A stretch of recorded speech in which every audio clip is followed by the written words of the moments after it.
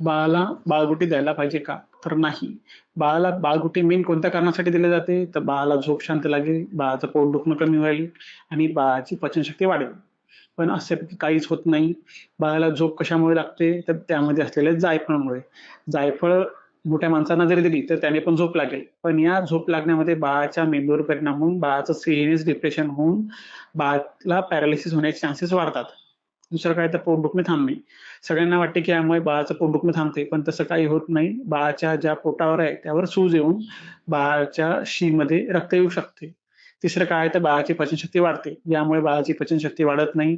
जे dry fruits आणि हनी वगैरे असते त्यामुळे बाळाला लूज मोशन चालू होतात आणि कंटिन्यू डायरिया राहतो. हा डायरिया लवकर ठीक होत नाही. त्यामुळे बाळातील शरीरातील पोटॅशियम, नंतर सोडियम हे कमी होऊन बाळ सीरियस होते. मग हे लवकर ठीक होत नाही. म्हणून बाळगुटी देणे टाळा.